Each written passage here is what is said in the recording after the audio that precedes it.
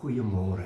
Wat 'n groot voorreg is dit om weer saam met jou te kan kuier, lekker kan gesels uit die woord van die Here. Nou ek wil graag met u gesels rondom hierdie gedagte, deur die dal van teleurstelling na die hoogte van hoop. As skrifgedeelte wil ek so 'n paar gedeeltes aanhaal uit Psalm.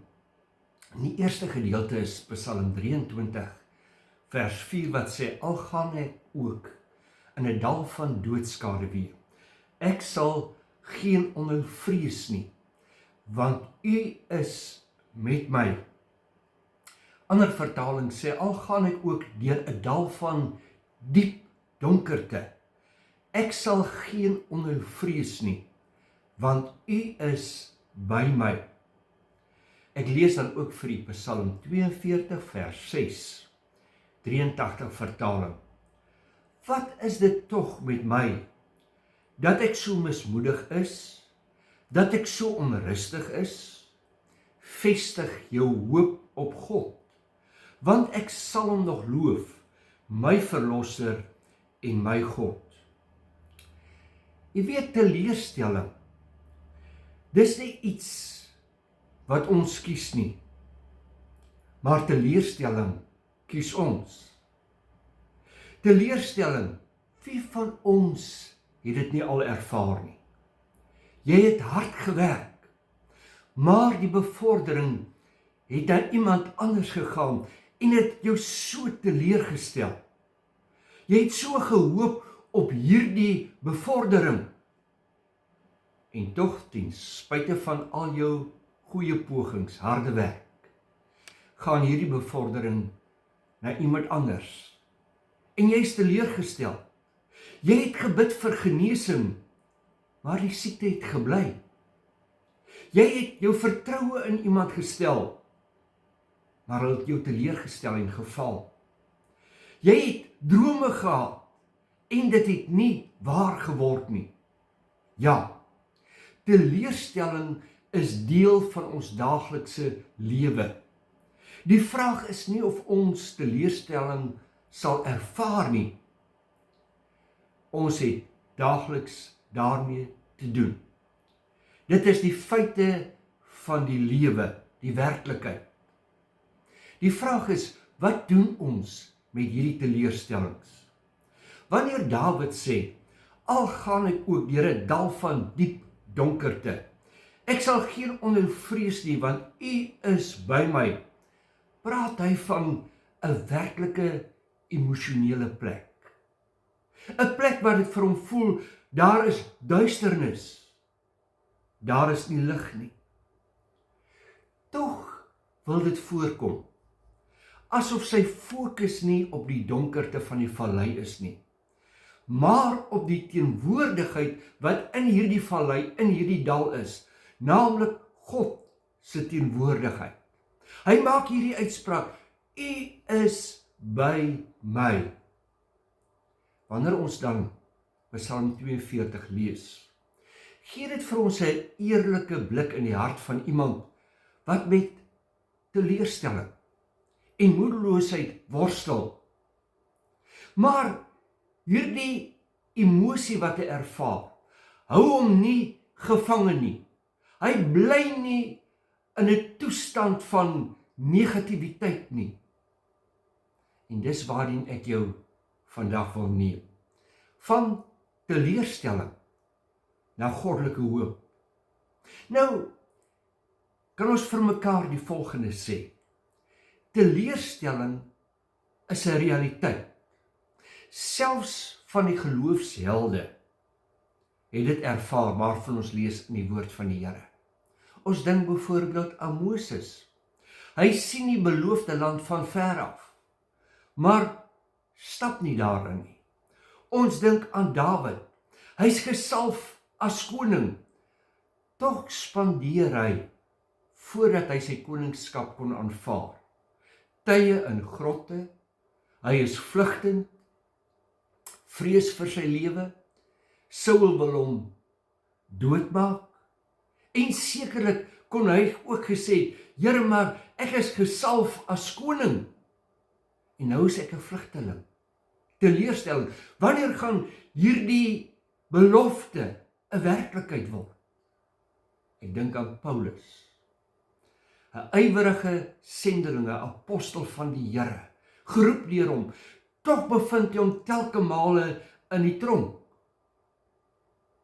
Ek dink hy het ook sekerlik baie keer die emosie van teleurstelling ervaar. Teleurstelling beïnvloed jou daaglikse lewe. Die psalmdigter sê, wat is dit tog met my? Hy vra hierdie vraag, wat is dit tog met my, dat ek so mismoedig is? Moontlik het jy al hierdie vraag gevra. Hoe voel jy op hierdie oomblik? Wil jy dalk handdoek ingooi? Dis 'n eerlike vraag, want teleurstelling beïnvloed ons daaglikse lewe. Emosioneel, ons raak moedeloos, ons raak angstig, twyfel en bekommernis maak sy verskyning. Wanneer daar teleurstelling is, kan dit selfs ons verhoudings beïnvloed. Jy trek jou terug. Daar is 'n verlies aan vertroue. Jou drome raak baie keer verpletter. En wat gebeur? Jy raak passief. Jy het nie meer hoop nie. Jy wil opgee en handdoek ingooi. Nou kom die psalmdigter in Psalm 42. En dan vra hy hierdie vraag aan homself, wat is dit tog met my, dat ek so mismoedig is? Wat is verkeerd? Hoekom gaan dit met my so? En dan praat hy met homself, en ek wil vir u sê, dis nodig dat ons baie keer geestelik met onsself praat. Daardie man, daardie vrou in die spieël, moet jou antwoord. En dan moet jy vir hom of haar sê, wat is dit tog met my, wat gaan met my aan? Hy maak 'n verklaring. Hy sê vir homself, vestig jou hoop op God. Die digter erken sy pyn, maar hy kies om te hoop. Ek wil die volgende aan jou stel. Onthou, God gebruik nie net ons oorwinnings nie, maar ook ons teleurstellings om ons karakter te vorm. Die vraag is, hoe hanteer ek en jy ons teleurstellings? Kom ons kyk wat die psalmdigter gedoen het. Hy praat eerlik met homself. Hy leef nie in ontkenning nie. Wat is dit tog met my? Ek wil vir jou sê, moenie jou emosies, jou gevoelens ontken nie. Noem dit, erken dit. Maar dan kom hy, ten spyte van sy innerlike ondersoek, sê vir homself die volgende. Luister, jy moet op God vertrou. Jy moet hom nog steeds loof. Hy herinner homself aan God se trou. Hoekom is dit belangrik? Onthou, jou teleurstelling verander nie God se getrouheid en God se karakter nie. God bly goed. Nou kom hy en hy kies om sy hoop op God te vestig. Hoop is nie slegs 'n gevoel nie. Dis 'n keuse. Dis geloof ten spyte van gevoel. Kan ek vir jou vra, hoe beïnvloed teleurstelling jou verwagting rakende die toekoms? Ja, dit is so, teleurstellings maak ons baie keer versigtig. Ons is bang om weer seer te kry. En daarom wil ek nie meer hoop nie. Ek gaan liewerste niks verwag nie, want ek gaan seer kry. Jy begin klein droom, of dalk glad nie meer droom nie.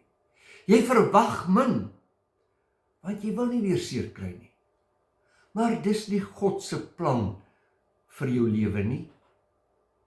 Onthou dat teleurstelling nie altyd 'n teken is dat jy verkeerd was nie. Dit is soms God se manier om jou van 'n tydelike droom na 'n ewige roeping te lei. Ek wil dit aan jou stel. Baie keer is teleurstelling die geboortekamer van nuwe hoop, van iets groots. Kyk vir 'n oombliekie na Jesus. Hy word verraai, verwerp, gekruisig, en tog is die kruis die begin van ons hoop. Vanaf die kruis kom 'n boodskap van liefde en genade. Die plek van die grootste verlies word die plek van die grootste redding. Teleurstelling is nie die einde van jou verhaal nie. Psalm 42 eindig nie in wanhoop nie. Die digter sê, ek sal hom nog loof. Ek sal hom nog loof vir sy grootheid, vir sy goedheid, vir die feit dat hy my daagliks dra. Dis geloof. Dis hoop in aksie. Dis iemand wat sê, ek weet nie hoe God dit gaan doen nie, maar ek weet hy is. En dit is genoeg vir my. Ek weet God is steeds in beheer. Dalk sit jy vandag met teleurstelling. 'n huwelik wat nie is soos wat jy gehoop het nie. 'n gebed wat nog nie beantwoord is nie. Drome wat nog nie in vervulling gekom het nie. Ek wil jou uitnooi om jou hoop weer op God te vestig. Saad word in donker grond begrawe. En dit lyk dood. Maar daardie donkerte is 'n begin van groei, 'n begin van lewe. Ek wil jou uitnooi. Gee jou teleurstellings vir die Here. Waar ervaar jy tans teleurstelling? Het jy dit al by die Here neergelê? Of dra jy dit steeds alleen? Is jy bereid om die dal te stap en deur die dal te stap met hoop in jou hart? Of het jy regtig al handdoek ingegooi en gesê, ag, dis nie meer die moeite werd nie? Onthou, hoop is die anker van die siel. Dit hou ons vas wanneer alles rondom ons beweeg. Hebreërs 6:19 sê, ons het hierdie hoop as 'n veilige en stewige anker van die siel. 'n hoop in 'n lewende God, wat in staat is om my te dra. Onthou, hoop groei in verdrukking. Romeine 5:3-4 leer dat lyding en volharding bring geloof en dit vorm ons karakter. Hoop is nie net 'n wens nie, maar 'n vaste verwagting.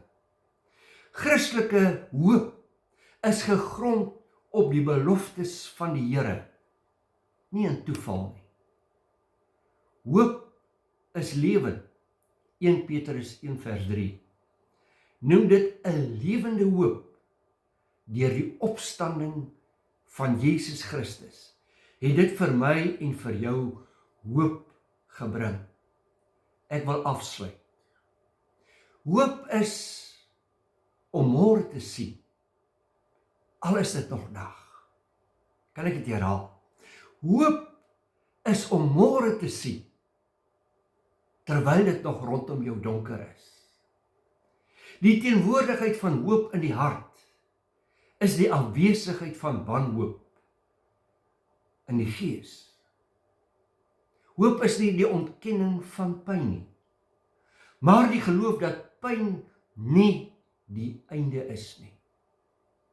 Vriend, ek wil vir jou 'n venster oopmaak. Te midde van teleurstelling, te midde van omstandighede, maak die vensters van jou gees, van jou siel oop. Hef jou oë op na die hemel. Jou hulp is in die naam van die Here, wat die hemel en aarde gemaak het. Moenie in 'n put van moedeloosheid verval nie. Vertrou God. Hoop op hom. Hy sal jou nie teleurstel nie. Kom ons bid saam. Vader van ons Here Jesus Christus, aan U die lof, die eer en die dank. Ek wil bid, Here, vir elkeen wat na hierdie boodskap luister, dat U vir hulle elkeen nuwe hoop sal gee, 'n vaste vertroue in 'n onwankelbare God. Dankie dat U ons nog nooit gefaal het nie. Dat U vir elkeen van ons die beste weet. Dat ons die vrymoedigheid het om U te nader, 'n troon van genade te nader, sodat ons op die regte tyd gehelp kan word. Mag U guns, U vrede en U seën elkeen van ons vergesel, bid ek in Jesus naam. Amen. Onthou, niks en niemand kan jou van God se liefde skei nie. Jy is veilig in sy hande. Hy is jou herder. Niks sal jou ontbreek nie. Vrede vir jou. Jy moet mooi loop. Mag jy die guns van die Here in hierdie week ervaring geniet. Mooi loop.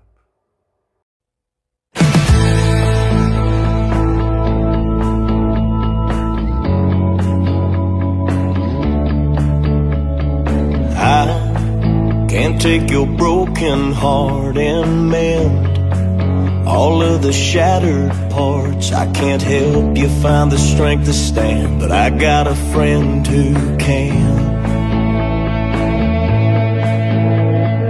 I can't calm the raging seas and walk the waves of Galilee. I can't reach out with the saving hand, but I got a friend who can.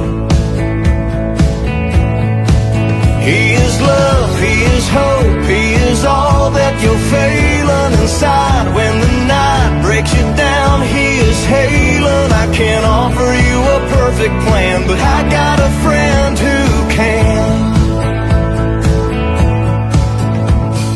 I can't make a blind man see, no, I can't give you all the strength you need. I can't wash away your sin like sand, but I got a friend who can. I can't take a wandering soul lost on a broken road and lead him to the promised land, but I got a friend who can. Love, He is hope, He is all that you're failing inside. When the night breaks you down, He is hailing. I can't offer you a perfect plan, but I got a friend who can.